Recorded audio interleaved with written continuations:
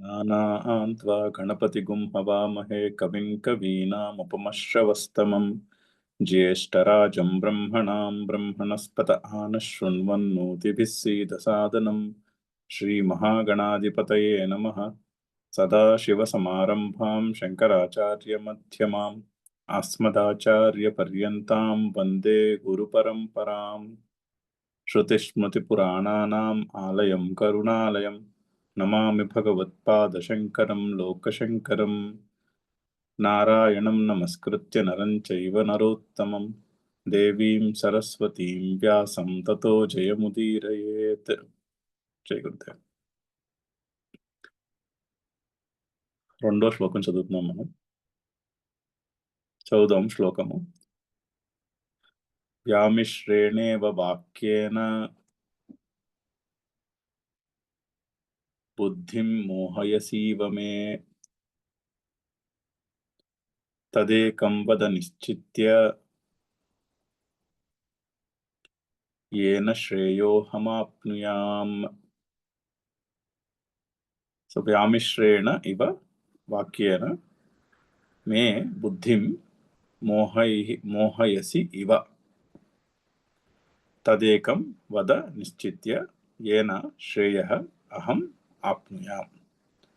So ఓ కృష్ణ, నువ్వు చెప్పిన మాటలు వ్యామిశ్రేణ ఇవ కలగాపులగం చేసినట్టు ఉన్నాయి ఉండి, మే బుద్ధిం మోహయసి ఇవ నా బుద్ధిని మోహింపచేస్తూ ఉన్నట్టు ఉన్నాయి. సో డైరెక్ట్గా కృష్ణుడు చెప్పింది నువ్వు కన్ఫ్యూజింగ్గా చెప్పేవు అనుకుండా నువ్వు కన్ఫ్యూజింగ్గా చెప్తున్నట్టు ఉన్నదే అంటున్నాడు. శ్రీకృష్ణుడు ఏమి కన్ఫ్యూజింగ్గా చెప్పలేదు, చాలా క్లియర్గా చెప్పాడు. రెండో చాప్టర్ యొక్క స్ట్రక్చర్ మనము 2-3 సార్లు చెప్పుకున్నాము. చాలా క్లియర్గా ఉంది స్ట్రక్చర్. మొదటి 20 శ్లోకాలు ఆత్మజ్ఞానము, తర్వాత కొన్ని యుద్ధము గురించి కాంటెక్స్చువల్ శ్లోకాలు, ఆ తర్వాత ఇప్పటి వరకు నీకు నేను సాంఖ్యయోగాన్ని చెప్పాను, ఇప్పుడు నీకు కర్మయోగమును చెప్తున్నాను అని కర్మయోగం యొక్క సెక్షన్ మొదలుపెట్టి కర్మయోగం గురించి చెప్పి, ఆ తర్వాత కర్మయోగము బాగా సాధన చేసి జ్ఞానయోగానికి నిష్ఠ, జ్ఞానయోగానికి యోగ్యతను సంపాదించిన మనిషి స్థితప్రజ్ఞుడు ఏ విధంగా ఉంటాడో స్థితప్రజ్ఞుని యొక్క లక్షణాలు చెప్పాడు. ఆ లక్షణాలే సాధనములు, అవే సాధ్యములు కూడా అని లక్షణాలు చెప్పుకుంటూ వచ్చారు. సో స్ట్రక్చర్ చాలా క్లియర్గా ఉంది, ఎక్కడ అసలు ఆయన కన్ఫ్యూజింగ్గా చెప్పలేదు. కానీ అర్జునుడికి తన మనసులో ఈ ఘోరమైన కర్మ చేసే కంటే సన్యాసం తీసేసుకుంటే బాగుంటుంది అని ఒక ఐడియా ఉంది. అందుకని కన్ఫ్యూజ్ అయినట్టు ఉన్నాయి నీ మాటలు అని చెప్తున్నాడు.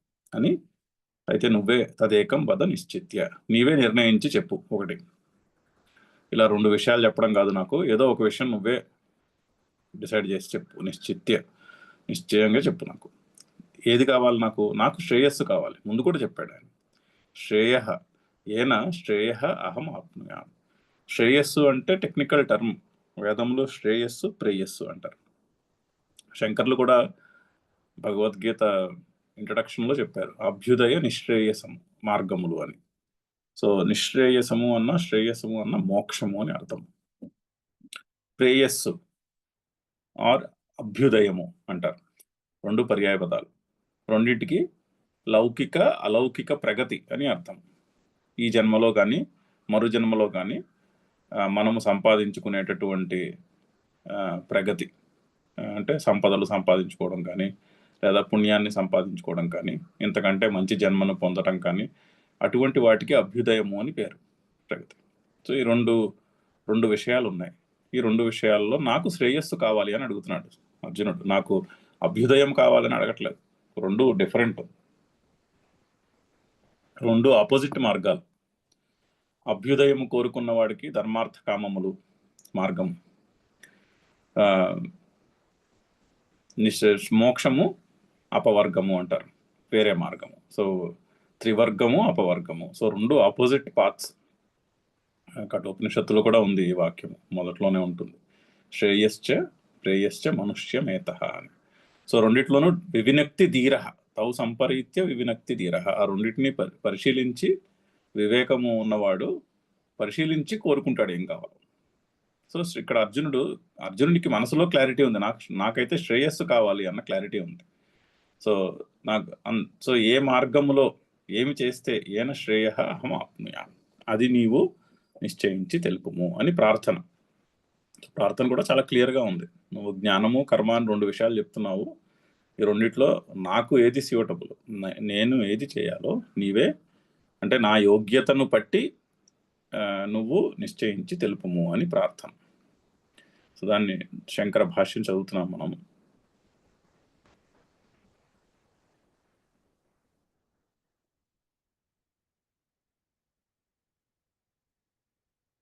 ఇక్కడ దాకా వచ్చాం.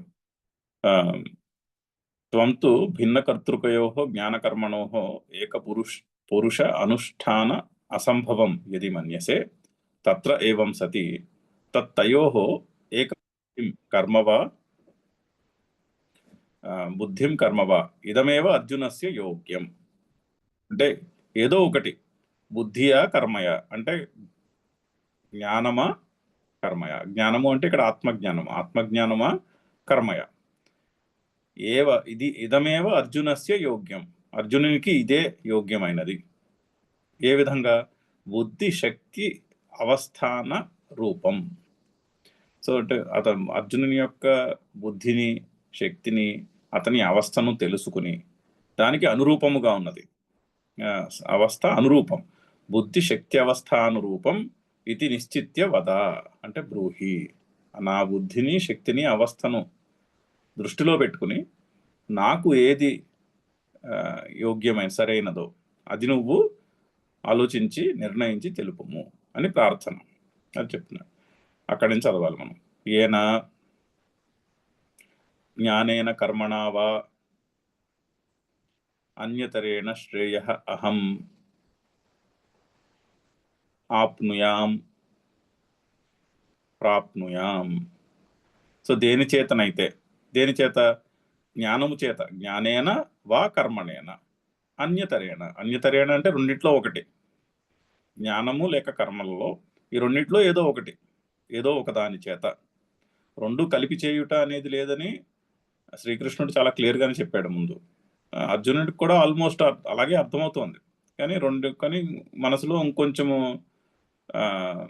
మనసు ఒప్పట్లేదు, అంతే. అతని మనసు ఒప్పట్లేదు చెప్పిన దాని గురించి. సో అందుకని అడుగుతున్నాడు, మళ్ళీ చెప్పని. జ్ఞానేన వా కర్మణ, జ్ఞానము చేతనా లేక కర్మ చేతనా, అన్యతరేణ రెండింటిలో ఏదో ఒక దాని చేత శ్రేయ అహం ఆప్నుయాం, దేని చేతనైతే నేను శ్రేయస్సును సాధించగలను, ఆర్ ఏదైతే నాకు శ్రేయస్సును ప్రసాదించగలదో అటువంటి దానిని, ఆ రెండింటిలో ఒక దానిని నువ్వు నిశ్చయించి చెప్పుము అని ప్రార్థన. యది కర్మనిష్టాయాం గుణభూతమపి జ్ఞానం భగవతా ఉక్తం స్యాత్. అయితే ఇంకొక పూర్వపక్షం, ఈ రెండిట్లోనూ ఇంకోలా ఏం చెప్పచ్చు అంటే, కర్మనిష్ట కంటే గుణభూతము అంటే తక్కువ విలువ కలిగినది అని అర్థం. సో కర్మనిష్టాయాం గుణభూతం జ్ఞానం అని భగవంతుడు చెప్పి ఉన్నాడని అనుకుంటే, అంటే ఇంకొక పర్స్పెక్టివ్ కూడా, జ్ఞానము కర్మలలో భగవంతుడు జ్ఞానము కంటే కర్మయే గొప్పది అని చెప్తున్నాడని మీరు అనుకుంటే, అలా అని ఎవరైనా ఇంటర్ప్రెట్ చేసుకుంటే, కర్మనిష్టాయాం గుణభూతమపి జ్ఞానం భగవతా ఉక్తం స్యాత్ అని అనుకుంటే, తత్కథం తయోః ఏకం వద ఇది ఏక విషయ ఇవ అర్జునస్య శుశ్రూషా స్యాత్. అయితే జ్ఞానకర్మలు రెండు కలిసి ఉంటాయి, కానీ జ్ఞానము కర్మకు అంగమై ఉంటుంది అని ఎవరు అనుకుంటే కనుక, అలా అనుకున్నప్పటికీ కూడా ప్రశ్న యుక్తము కాదు కదా అంటున్నారు. తత్కథం తయోః ఏకం వద ఇది ఏక విషయ ఇవ అర్జునస్య శుశ్రూషా స్యాత్. అర్జున్ యొక్క ప్రశ్న ఎలా ఉంది, అర్జున్ యొక్క ప్రార్థన ఏమిటి? రెండింటిలో ఏదో ఒకటి నిశ్చయించి నాకు తెలుపుము అంటున్నాడు. జ్ఞానమో కర్మయో, జ్ఞాన మార్గమా కర్మ మార్గమా, రెండిట్లో ఏదో ఒకటి నువ్వు నాకు నిర్ణయం చేసి తెలుపుము అంటున్నాడు.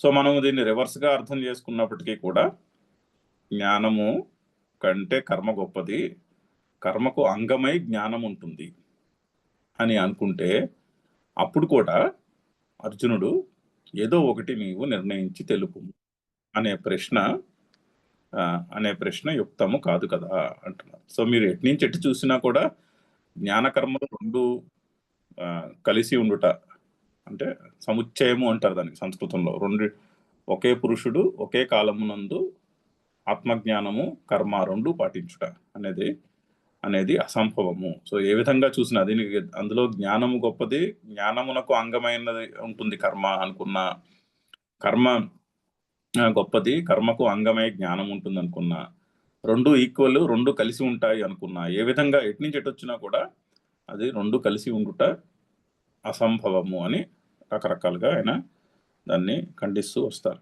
ఈ సముచ్చయవాదాన్ని ఖండించడం అనేది గీతాశాస్త్రం అంతా నడుస్తూనే ఉంటుంది. శంకర్లు ఎక్కడ అవకాశం వచ్చినా సముచ్చయవాదాన్ని ఖండిస్తూ ఉంటారు. ఎందుకంటే ఎన్నిసార్లు చెప్పినా అది బుర్రకెక్కదు. సో అది సమాజంలో అలా కనిపిస్తూ ఉంటుంది, ఎదురుకుండా కళ్ళకు కొట్టొచ్చినట్టు కనిపిస్తూ ఉంటుంది. జ్ఞానము కర్మ కలిపేసి చెప్తున్నారు అందరూ అని ఎదురుకుండా అలా కనిపిస్తూ ఉంటుంది. సో అందుకని దాన్ని ఖండించవలసినటువంటి అవసరం ఉంది. కాబట్టి ఇప్పుడే కాదు, అప్పుడు కూడా 2000 సంవత్సరాల క్రితమో 1500 సంవత్సరాల క్రితమో కూడా ఆ రెండింటిని ఆ సముచ్చయవాదాన్ని ఖండించవలసినటువంటి అవసరం ఉన్నది. సో అందుకని ఇది ఎక్కడ అవకాశం వస్తే అక్కడ దాన్ని ఖండిస్తూ ఉంటారు శంకర్. నహి భగవతా ఉక్తం అన్యతరదేవ జ్ఞానకర్మణోః వక్ష్యామి నైవద్వయం ఇతి ఏన ఉభయ ప్రాప్త్య సంభవం ఆత్మనః మన్యమానః ఏకమేవ ప్రార్థయేత్.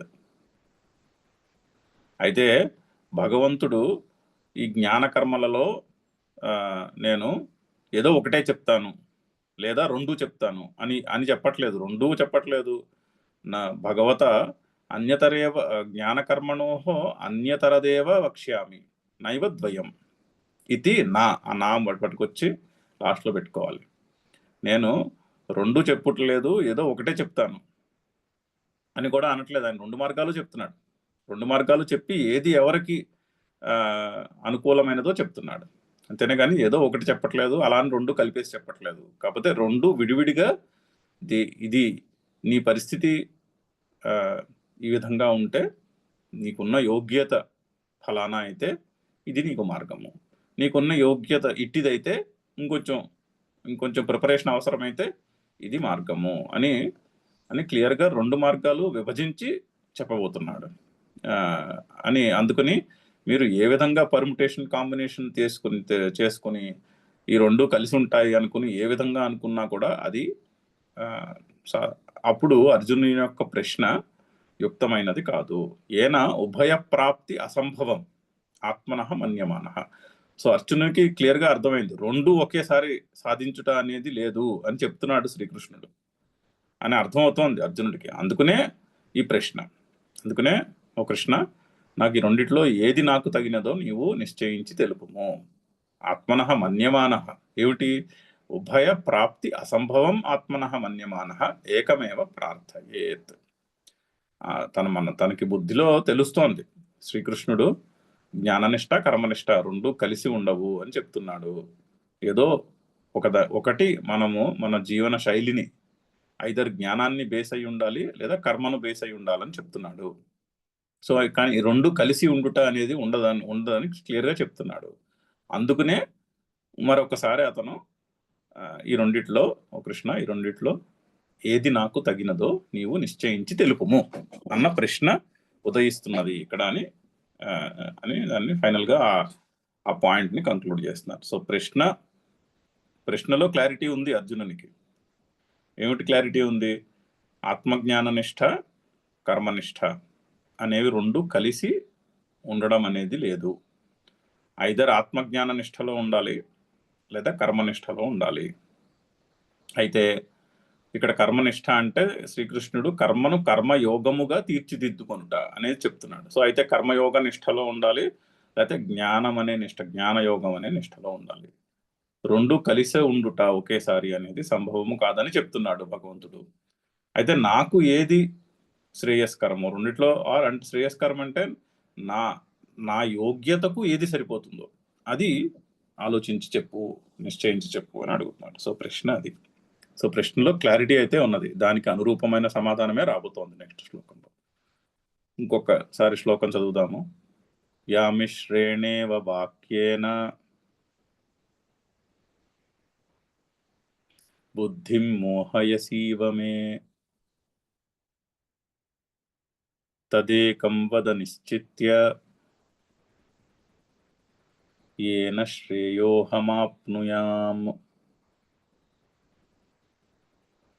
సో ఈ ప్రశ్న ఏంటంటే, మనకు కూడా మనము grass is greener on the other side అని వింటూ ఉంటాం. సో అటువంటి పర్స్పెక్టివ్తో అడుగుతున్నటువంటి ప్రశ్న.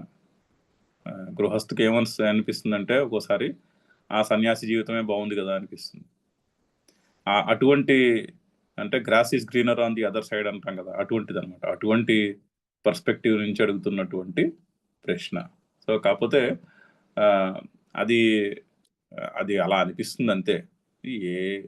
దేనికి ఉండవలసినటువంటి ఏమంటారు ఇబ్బందులు దానికి ఉంటాయి.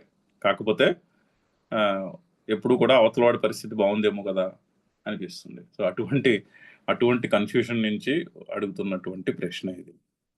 అయితే భగవంతుడి సమాధానం చూద్దాము. శ్రీ భగవానువాచ లోకేస్మిన్ ద్వివిధా నిష్ఠా పురా ప్రోక్తా మయా నఘ జ్ఞానయోగేన సాంఖ్యానాం కర్మయోగేన యోగినాం. సో అవతారికి చదువుతాం ఒకసారి. ప్రశ్నానురూపమేవ ప్రతివచనం శ్రీ భగవాన్ వాచ. సో భగవంతుడు చెప్తున్నాడు. ఏమిటి చెప్తున్నాడు? ప్రతివచనము తెలుపుతున్నాడు. ప్రతివచనము అంటే సమాధానం. ఎటువంటి సమాధానము? ప్రశ్న అనురూపమేవ, ప్రశ్నకు అనురూపమైనటువంటి, అంటే అడిగిన ప్రశ్నకు తగినటువంటి సమాధానము చెప్తున్నాడు. సో శ్రీ భగవాన్ వాచ లోకే అస్మిన్ ద్వివిధా నిష్ఠా పురా ప్రోక్త మయా అనఘ జ్ఞానయోగేన సాంఖ్యానాం కర్మయోగేన యోగినాం. సో ఈ లోకమునందు, అస్మిన్ లోకే, ఈ లోకమునందు ద్వివిధా నిష్ఠ, రెండు నిష్ఠలు ఉన్నాయి అని చెప్తున్నాడు. ఎవరు చెప్పారు? మయా పురా ప్రోక్త, నా చేత ఇది వరకు చెప్పబడినవి.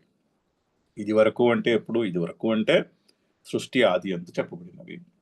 సో అందుకనే శ్రీ భగవాన్ ఉవాచ, అక్కడ శ్రీకృష్ణ ఉవాచ కాదు, అది శ్రీకృష్ణ ఉవాచ అంటే దేహాభిమానముతో చెప్తున్నటువంటి వాక్యం అవుతుంది. నేను శ్రీకృష్ణుడను, నేను దేవకీనందుడను, నేను చెప్తున్నాను ఈ మాట అని శ్రీకృష్ణుడు చెప్పి ఉంటే అది దేహాభిమానముతో చెప్తున్నటువంటి మాట అవుతుంది. కానీ శ్రీకృష్ణుడు అలా చెప్పట్లేదు. శ్రీకృష్ణుడు మయా పురా ప్రోక్త, ఈ జన్మలో శ్రీకృష్ణావతారంలో చెప్పిన మాటను చెప్పట్లేదు. ఈ మాటలు ఇది సృష్టి ఆదియందు నేను చెప్పిన మాటలు అంటున్నాడు. అంటే అహం బ్రహ్మాస్మి అనేటటువంటి పర్స్పెక్టివ్ నుంచి చెప్తున్నటువంటి మాట. లేకపోతే మయా పురా ప్రోక్త అన్నది కుదరదు అసలు శ్లోకంలో. ఈ జన్మలోనే ఇంతకు ముందు ధర్మరాజు గారితోనో వేరెవరితోనో ఈ మాటలు ప్రస్తావించి ఉంటే శ్రీకృష్ణుడు, అప్పుడు మయా పురా ప్రోక్త అన్న మాట కుదరదుగా. కానీ కృష్ణుడు అహం బ్రహ్మాస్మి, నేనే పరబ్రహ్మను అనేటటువంటి పర్స్పెక్టివ్ నుంచి చెప్తున్నాడు. నేను దేవకీ నందనుడను, ఇది శ్రీకృష్ణ అవతారము అనే పర్స్పెక్టివ్ నుంచి చెప్తున్నటువంటి మాట కాదని తెలుస్తూ ఉంది. లేకపోతే అది ఆ పంక్తి కుదరదు. మయా, నా చేత, పురా ఇది వరకు అంటే సృష్టి ఆది అందు, ప్రోక్త చెప్పబడినది. ఎవరు అని అర్జునుడిని చూడండి ఎలా సంబోధిస్తున్నాడు. అనఘ అని సంబోధిస్తున్నాడు. అనఘ అంటే పాపములు లేనివాడా అని. అంటే రెండు అంశాలు ఉన్నాయి. ఒకటి, శాస్త్రము చెప్తున్నటువంటిది అర్థం కావాలంటే కొంత అంతఃకరణం యొక్క క్లారిటీ ఉండాలి. అంతఃకరణ శుద్ధి కొంతనైనా జరిగి ఉండాలి. అంటే క్లారిటీ ఆఫ్ థింకింగ్ ఉండాలి. థింకింగ్ మడిల్డ్గా ఉందనుకోండి, పర్స్పెక్టివ్ ఎంతసేపు కూడా లౌకికమైన విషయముల యొక్క ఆలోచనలతో ఆర్ అలౌకికమైనటువంటి విషయముల యొక్క ఆలోచనలతో, అంటే ఈ లోకంలో భోగములు లేదా స్వర్గము పుణ్యము ఇటువంటి ఆలోచనలతో ఆ, బుద్ధి దాన్ని ఏమంటారు కలుషితమైపోయి ఉన్నదనుకోండి, కొన్ని క్లౌడెడ్గా ఉందనుకోండి, క్లారిటీ లేదనుకోండి, అప్పుడు ఆ, ఈ మాటలేమీ అర్థం కావు. అప్పుడు అసలు ఈ జ్ఞానయోగేన సాంఖ్యానాం కర్మయోగేన యోగినాం అంటే అది ఏమీ అసలు బోధపడదు. కొంత క్లారిటీ ఆఫ్ థింకింగ్ ఉండాలి. కొంత క్లారిటీ ఆఫ్ థింకింగ్ ఉండాలంటే కొంతైనా మనసులో రాగద్వేషములు ఉపశమించి ఉండాలి. అప్పుడే ఈ మాట అసలు బుర్ర లోపలికి వెళ్ళడానికి బుద్ధి అంగీకరిస్తుంది. లేకపోతే అసలు ముందే నెగేట్ చేసి పెట్టేస్తుంది. అదేంటి ఫలం మీద ఆసక్తి లేకుండా పనిచేయడం ఏమిటి, జీవితం నీరసంగా అయిపోతుంది కదా అని ముందే దాన్ని డిస్కౌంట్ చేసి పెట్టేస్తుంది బుద్ధి. అసలు ఆ విషయంలో పరిశీలనలోకే వెళ్ళనివ్వదు బుద్ధి. సో అందుకని ఇక్కడ అర్జునుడిని అనఘ అని సంబోధిస్తున్నాడు. అది ఒకటి. 2, అనఘ అంటే పాపము లేనివాడు కదా, అంటే అధర్మమైనటువంటి పనులు చేయనివాడు. అధర్మమైన పనుల్లో బిజీగా ఉండే వాళ్ళకి అసలు వేదాంత శాస్త్రంతో సంబంధమే ఉండదు. వేదాంత శాస్త్రము బోధించుట కూడా అనవసరం. అధర్మమైన పనులలో బిజీగా ఉండే వాళ్ళకి దీని గురించి ఏం తెలియదు. ఇది అసలు టాపిక్కే కాదు. ఇక్కడ పైగా ఇక్కడ ఇది ధర్మము ఇది అధర్మము అనే డిస్కషన్ కూడా ఉండదు. ఇక్కడ డిస్కషన్ ధర్మాధర్మములకు అతీతమైనటువంటి డిస్కషన్. ఇక్కడ డిస్కషను ఇది చేస్తే పుణ్యము ఇది చేస్తే పాపము అనే డిస్కషన్ ఏమి ఉండదు. ఇక్కడ డిస్కషన్ అంతా కూడా ద్వంద్వములకు అతీతమైనటువంటి డిస్కషనే, కానీ ద్వంద్వములో ఏదో ఒకదాన్ని పట్టుకుని ముందుకెళ్ళేటటువంటి మార్గము అసలు అసలు వేదాంతంలో డిస్కషనే కాదు. అది లౌకికంగా చేసే పనులకి మనకి తెలుస్తూనే ఉంటుంది, ఏది ధర్మమో ఏది అధర్మమో. లేదా లా ఆఫ్ ది ల్యాండ్ ఉంటుంది, దాన్ని బట్టి నడిచిపోవడమే, దాన్ని బట్టి చేసుకోవడమే. లేదు అలౌకికమైన పనులు పుణ్యము పాపము అంటే దానికి కర్మకాండలో మార్గాలు ఉండనే ఉన్నాయి. ఇలా చేస్తే పుణ్యం సంపాదించుకుంటారు, స్వర్గాన్ని సంపాదించుకుంటారు అని వేదము కర్మకాండలో చెప్పియే ఉన్నది. ఇక్కడ వేదాంతానికి వచ్చేసరికి ఇంకా డిస్కషన్ ఉండదు. ఇక్కడ పుణ్యము పాపము రెండింటికి అతీతమైనటువంటి కాన్వర్జేషన్ ఇది. సో అందుకని అర్జునుడిని అనఘ అని పిలుస్తున్నాడు.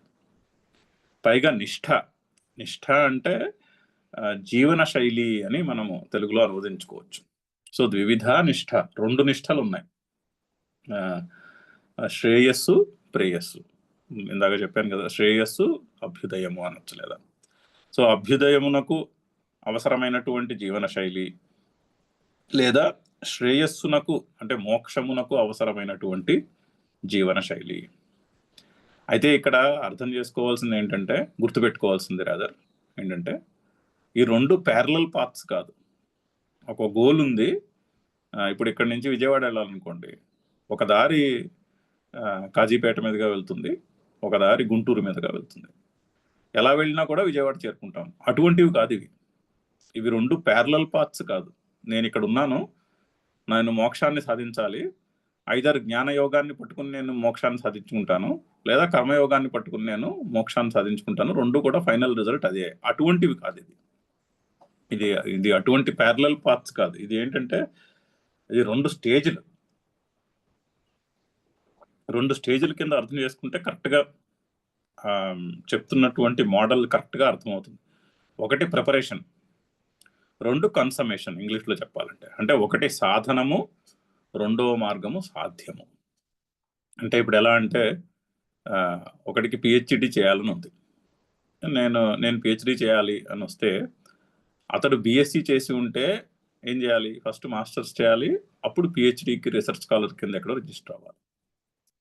అతను ఆల్రెడీ మాస్టర్స్ చేసేసి ఉంటే అతను డైరెక్ట్గా రీసెర్చ్ స్కాలర్కి రిజిస్టర్ అవ్వచ్చు. అక్కడ రీసెర్చ్ స్కాలర్ కింద రిజిస్టర్ అయ్యి అతను పిహెచ్డి చేయొచ్చు. అలా చెప్పినటువంటి మార్గం. So MSc preparation, research scholar కింద చేరటము, కన్సమేషను, అది సాధ్యము. ఎంఎస్సి మాస్టర్స్ చేయుట సాధనము. సో వచ్చిన స్టూడెంట్ యొక్క స్టేజ్ని బట్టి, అతను ఆల్రెడీ ఇది వరకు బీఎస్సీ చేసిన స్టూడెంట్ అయితే అది వరకు ఆల్రెడీ ఎంఎస్సీ చేసేసిన స్టూడెంట్ అయితే అప్పుడు డైరెక్ట్గా రీసెర్చర్ స్కాలర్ కింద అడ్మిషన్. అతను ఆ వ్యక్తి మాస్టర్స్ చేయలేదనుకోండి, ఆ వ్యక్తి ఫస్ట్ మాస్టర్స్ చేయాలి, అప్పుడు రీసెర్చ్ స్కాలర్ అవ్వడానికి యోగ్యత సంపాదించాలి, అప్పుడు రీసెర్చ్ స్కాలర్ కింద అడ్మిషన్. ఈ 2 మార్గాలు అటువంటివి అని మనము మనసులో గుర్తుపెట్టుకోవాలి. సో కర్మయోగము మన మొదటి మెట్టు, అది ప్రిపరేషన్, అది సాధనము. జ్ఞానయోగము సాధ్యం.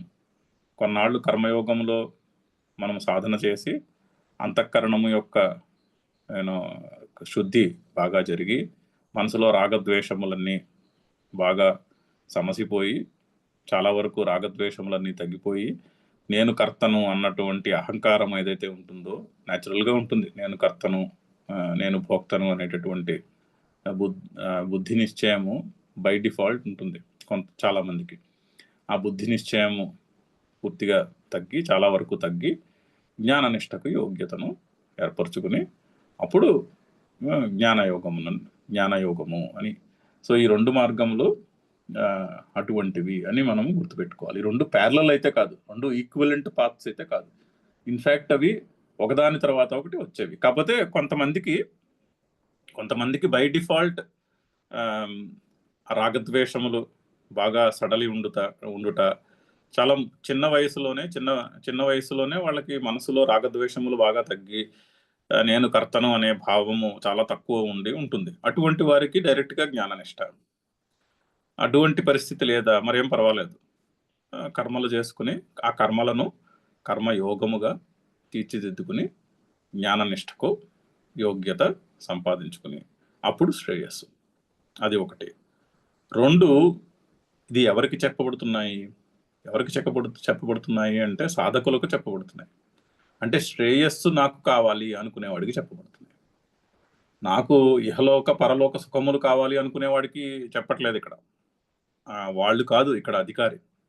ఇక్కడ అధికారి శ్రేయో మార్గమును, నాకు శ్రేయస్సు కావాలి, నాకు మోక్షము కావాలి, నాకు కావాల్సింది ఈ కోరికల్ని తీర్చుకున్న కోరికల నుంచి వచ్చే సుఖాలు కాదు, అది అయిపోయింది, ఆ సైకిల్ని అనుభవించడం అయింది చాలు, నాకు ఇప్పుడు మోక్షం కావాలి, నాకు సైకలాజికల్ ఫ్రీడమ్ కావాలి, బాండేజ్ కాదు, ఈ బాండేజ్ నుంచి ఫ్రీడమ్ కావాలి అన్నటువంటి ఐడియా ఉన్నటువంటి సాధకునికి చెప్పబడుతున్నటువంటి మార్గములు ఇవి. సాధకులకు చెప్తున్నటువంటి మార్గమే కానీ లౌకికమైన ఉద్దేశముతో అభ్యుదయం అంటే material or other worldly progress మీద ఫోకస్ ఉన్న వాళ్ళకైతే కాదు. వాళ్ళకి కర్మకాండ ఉంది, లౌకికమైన విషయాలకి లౌకికమైనటువంటి ధర్మశాస్త్రములు అవి ఉన్నాయి, అది ఆ టాపిక్ వేరు. ఇక్కడైతే అటువంటి వారికి చెప్తున్నటువంటి ఇన్స్ట్రక్షన్ కాదు. ఇది కూడా గుర్తుపెట్టుకోవాలి, ఇది జనరల్ ఇన్స్ట్రక్షన్ కాదు కదా, ఇది వేదాంత శాస్త్రంలో చెప్పబడుతున్నటువంటి ఇన్స్ట్రక్షన్. సో ఇక్కడ నాకు శ్రేయస్సు కావాలి, నాకు మోక్షం కావాలి అనేటటువంటి బుద్ధి ఉన్న వాళ్ళకి, ఆ బుద్ధిలో ఆ నిశ్చయం ఉండాలి, నాకు మోక్షమే కావాలి, నేను ఏ విధంగా అయినా ఈ మోక్షం అన్న దాన్ని పట్టుకుని సాధించాలి అనేటటువంటి ఒక అభినివేశము ఉన్న వారి గురించి చెప్తున్నటువంటి మాట, అంటే సాధకులకు చెప్తున్నటువంటి మాట. ఇది కూడా గుర్తుపెట్టుకోవాలి, ఈ 2 విషయాలు గుర్తుపెట్టుకోవాలి. ఒకటి, ఈ 2 ప్యారలల్ పాత్స్ కాదు, they are not equivalent parallel paths leading us to the same goal. అలా చెప్పట్లేదు. ఒకటి ప్రిపరేషన్, రెండోది కన్సమేషన్. ఒకటి సాధనము, 2 సాధ్యము. నెంబర్ 2, ఎవరికి చెప్తున్నారంటే నాకు మోక్షం కావాలి అనుకునే వాళ్ళకి చెప్తున్నటువంటి మాట. ఎందుకంటే శ్రేయ అహం ఆప్నుయాం అంటున్నాడు కదా, ఏదైతే నాకు శ్రేయస్కరము అంటే తెలుగులో మంచి చేసేదానికి అలా కాదు, సంస్కృతంలో అందులోనూ వేదాంతంలో పరిభాష శ్రేయస్సు అంటే మోక్షం. దేని వలనైతే నాకు మోక్షము లభించునో ఆ విషయము చెప్పుము అని చెప్తున్నాడు. అది. సో అయితే జ్ఞానయోగేన సాంఖ్యానాం, సాంఖ్యులకు జ్ఞానయోగము. మరి సాంఖ్యులు అంటే ఎవరు? సాంఖ్యం అంటే ఏమిటి? సాంఖ్యము అంటే వివేకము. ఏమిటి వివేకము? ఆత్మ అనాత్మ వివేకము. ఏది నేను, ఏది నా స్వరూపము కాదు. అంటే నేను దేహము, నేను దేహమా? అది ప్రశ్న, ఫస్ట్ ప్రశ్న. నేను దేహము నేను దేహము కాదు, నాకు దేహానికి చిన్న సైకలాజికల్ స్పేస్ ఉంది. నేను నా స్వరూపము చైతన్యము, ఇది దేహము, ఇది నాకున్నటువంటి దేహము. అంటే నేను నా దేహము రెండిటికి మధ్యలో చిన్న సైకలాజికల్ గ్యాప్ ఉంది. నేను సాక్షిని, నేను ఈ దేహమునకు సాక్షిని.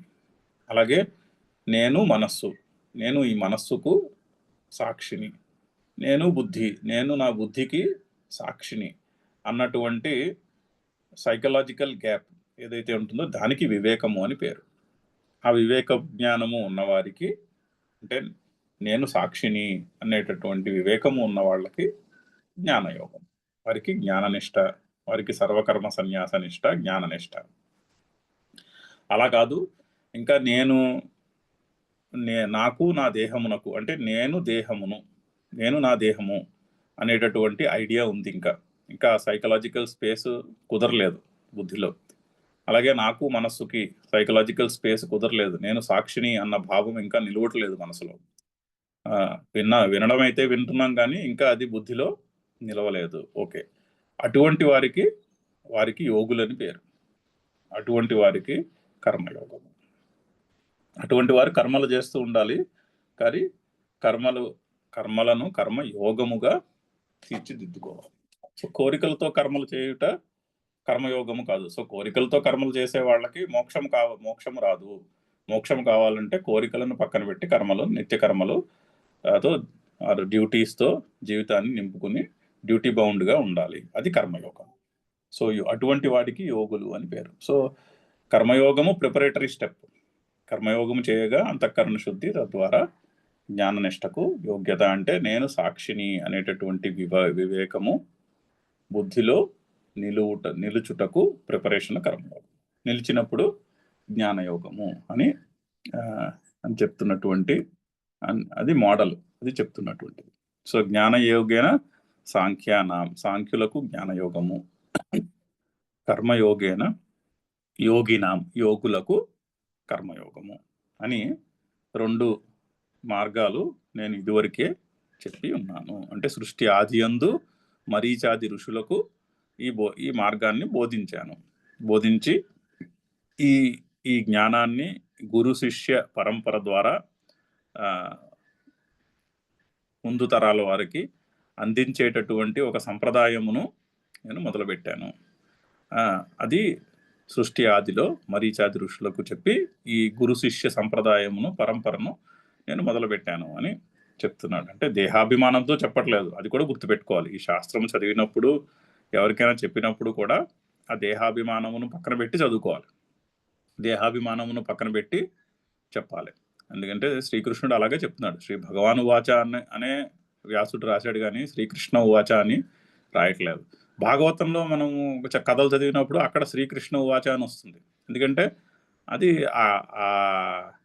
ఆ పర్టికులర్ ఆ శ్రీకృష్ణావతారంలో, ఆ జన్మలో, ఆ దేహము నామరూపాలకు సంబంధించినటువంటి కథలు వచ్చినప్పుడు అక్కడ వ్యాస మహర్షి శ్రీకృష్ణ ఉవాచ అన్న వాక్యాలు ఉంటాయి. కానీ ఇక్కడ మాత్రం అలా చెప్పుటలేక ఇక్కడ శ్రీ భగవాన్ ఉవాచ అంటే దేహాభిమానముతో చెప్తున్నటువంటి మాటలు అయితే కావు ఇవి. సో శంకర్ల యొక్క భాష్యం చదువుతాము. లోకే అస్మిన్ లోకే అంటే ఈ లోకమునందు శాస్త్రార్థ అనుష్ఠాధికృతానాం త్రైవర్ణికానాం అంటే త్రివర్గముల వారికి అంటే బ్రాహ్మణులు, క్షత్రియులు, వైశ్యులకి, అంటే సత్వగుణము ఎంతో కొంత గుణము యొక్క ప్రాధాన్యత ఉన్నవారికి అని అర్థము. సత్వగుణము ఎక్కువగా ఉన్నవారు బ్రాహ్మణులు, అంటే క్లారిటీ ఆఫ్ థింకింగ్ ఉన్నవారికి బ్రాహ్మణులు అని పేరు వస్తుంది. 4వ చాప్టర్లో శంకర్లు అక్కడ చాతుర్వర్ణ్యం మయా సృష్ట్యా అన్న చోట ఎక్స్ప్లెయిన్ చేస్తారు 4 వర్ణాలకి తేడా ఏంటని. సత్వరజస్తమో గుణములను బట్టి వర్ణము. జన్మను అంటే ఎవరింట్లో పుట్టేమన్నది కాదు, పుట్టినప్పుడు ఉన్నటువంటి నేచర్, దాని ఏమంటారు, స్వభావము, అది త్రిగుణముల యొక్క మేళనము. సత్వరజస్తమో గుణములు. సత్వము ఎక్కువ ఉండేవాడు బ్రాహ్మణుడు, రజస్సు ఫాలోడ్ బై సత్వ, ఫాలోడ్ బై తమస్ క్షత్రియుడు అంటే యాక్టివిటీ ఓరియంటెడ్. రజస్ ఫాలోడ్ బై తమస్ ఫాలోడ్ బై సత్వము ఈజ్ వైశ్యుడు, బిజినెస్ మ్యాన్.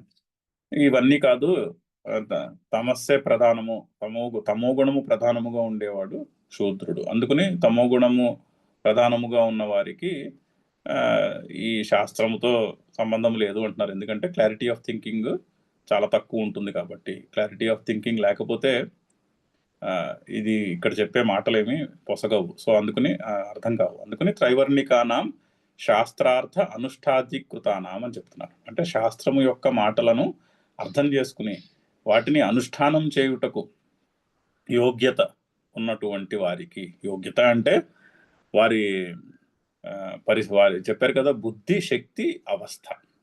ముందు అర్జునుడు చెప్పిన ప్రార్థనలో చాలా చక్కగా ఎక్స్ప్లెయిన్ చేశారు. అక్కడ యోగ్యత అంటే దేనిని బట్టి? అతని బుద్ధి, శక్తి, అవస్థలను బట్టి. అది అది ఎలా ఉండాలి? శాస్త్రము యొక్క మాటలను అర్థం చేసుకుని అనుష్ఠానము చేసే యోగ్యత, కొంత కేపబిలిటీ ఉన్న వారికి సాధారణంగా ఈ 3 వర్ణాల వారికి అది ఉంటుంది అనేటటువంటిది ఆ వర్ణముల యొక్క విభజన. అది అటువంటి వారికి ఏమిటి చెప్పబడింది? ద్వివిధ, ద్విప్రకార, నిష్ఠాస్థితి, అనుష్ఠేయ తాత్పర్యం. సో అటువంటి వారికి 2 రకాల నిష్ఠలు చెప్పబడ్డాయి. నిష్ఠ అంటే ఏంటి? అనుష్ఠేయ తాత్పర్యం.